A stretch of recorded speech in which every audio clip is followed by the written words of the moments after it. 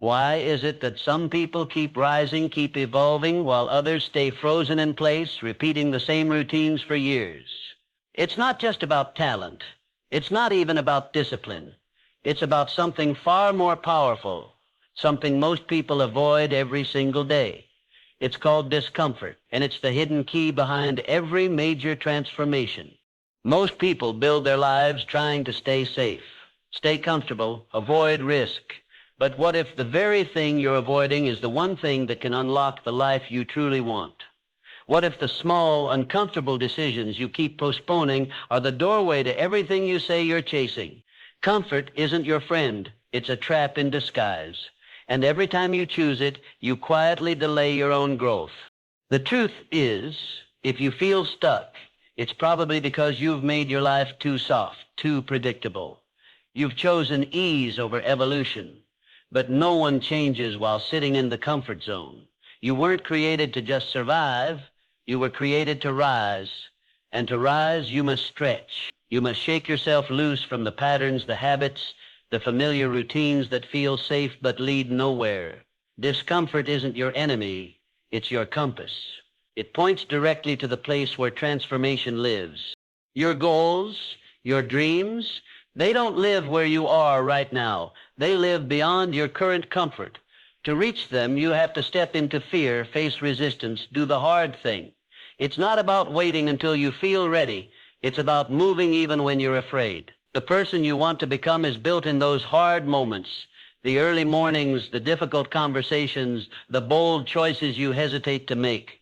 That's where growth lives. That's where your power begins. You are not born to sit on the sidelines while others chase their callings. You have the same fire, the same potential as the greats who shaped history. The only difference, they chose to lean into discomfort. They didn't run from the challenge. They ran into it, like Theodore Roosevelt, who was born frail but built his strength through a life effort, struggle, and challenge. His discomfort became the foundation of greatness. Yours can too. The pain you feel isn't trying to destroy you. It's trying to develop you. Every setback, every fear, every moment you doubt yourself is shaping you into someone stronger. If you let it, don't run from the fire. Walk into it. That's where warriors are made. Because growth doesn't come from ease. It comes from pressure, from struggle, from doing what others won't. Discomfort is not a punishment. It's the process. Before we continue, if you're ready to stop living safe and start growing strong, type this in the comments. I choose growth. Then like this video, subscribe, and share this with someone who's stuck playing it safe. Let's keep going deeper.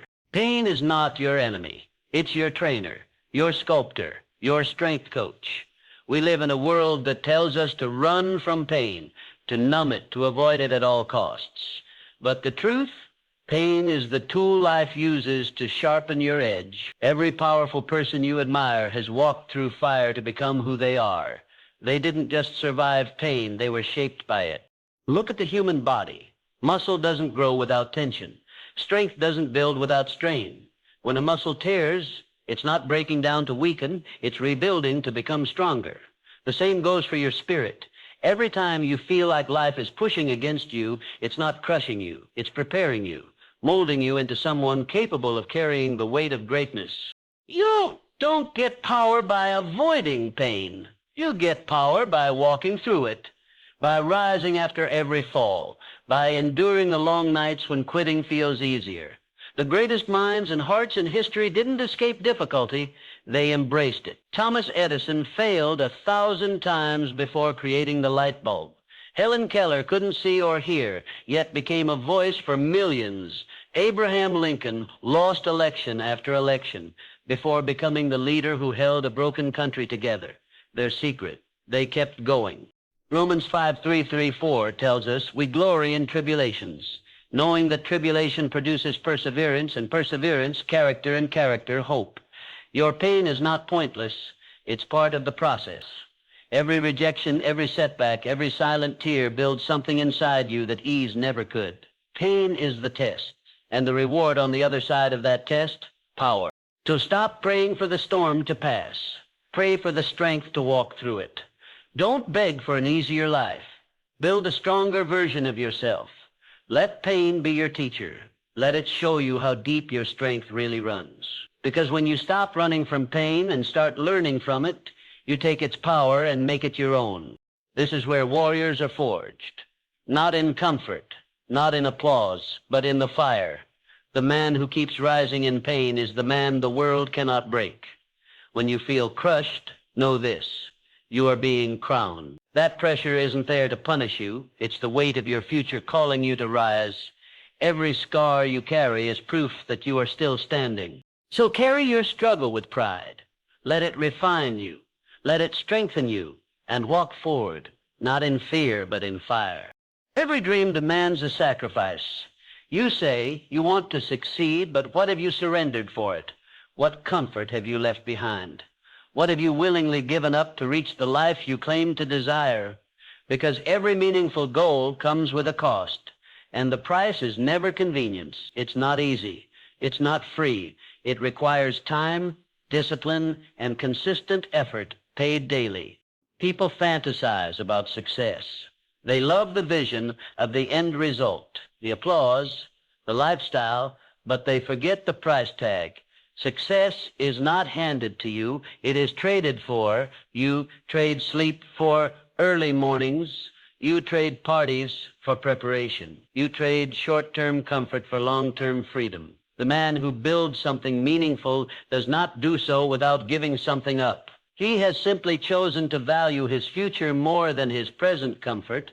This is where most people stop. They want the outcome, but not the cost. But success doesn't show up for the casual. It shows up for the committed. You cannot scroll all day and expect to rise above the rest. You can't chase entertainment and expect to live a life of excellence. You must choose. Do you want comfort now or greatness later? Jesus asked in Luke 14:28, which of you wishing to build a tower does not first sit down and count the cost? Greatness is a transaction. It's an exchange. Your energy for elevation, your effort for impact. Look at Booker T. Washington, born in chains, raised in poverty, mocked and ignored, yet he walked miles just to attend school. He didn't wait for ease. He asked for opportunity, and with every sacrifice, he built a life of legacy. So ask yourself, what are you willing to give up? What habits are you willing to bury? What comfort are you ready to destroy to make space for the version of you that's trying to rise? If you're not trading for your dream, you're not working for it. And if you're not sacrificing for it, you're not serious about it. It starts now. Start choosing purpose over pleasure. Start trading the temporary for the eternal. Let others laugh. Let them scroll. Let them sleep. You build. You stay focused. You rise. The world may not see your quiet grind, but one day they will witness your results. Because real success is never free. It's paid in full by the one bold enough to burn bridges to mediocrity and build the future from discipline, one brick at a time. Fear is the greatest illusion you'll ever face. It isn't a wall, it's a fog. It isn't real, it's imagined. Fear is not based on your reality. It's based on what might go wrong. And yet fear has kept more people stuck than failure ever could. It doesn't stop you because it's powerful. It stops you because you believe it is. But what if fear isn't the warning to back down, but the signal to move forward? Every time you feel afraid, it means you're getting close to something important, something that matters. Fear always stands between you and your breakthrough. So if you're afraid, don't shrink. Stand up taller. That fear is not a stop sign, it's a doorway. And the life you want is on the other side of it. You don't need to eliminate fear to move. You just need to stop giving it control. Let fear ride in the back seat if it must, but never hand it the wheel. Keep going, keep building. You are not given a spirit of fear. 2 Timothy 1:7 reminds us that God gave you power, love, and a sound mind. That means fear has no claim over your path, unless you let it.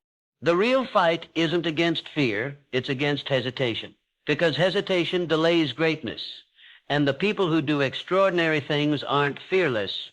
They're just brave enough to act anyway. Helen Keller lived in darkness and silence, but she still moved. She didn't wait for perfect vision or perfect hearing. She moved with what she had, and that boldness changed the world. Let fear be your compass, not your cage.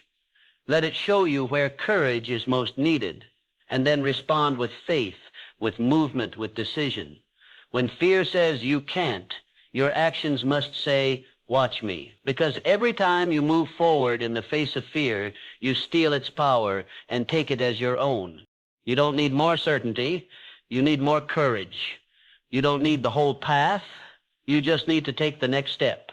That's how champions are made. Not by waiting for the fear to fade, but by rising anyway. Because your future isn't waiting for you to be fearless. It's waiting for you to move in faith.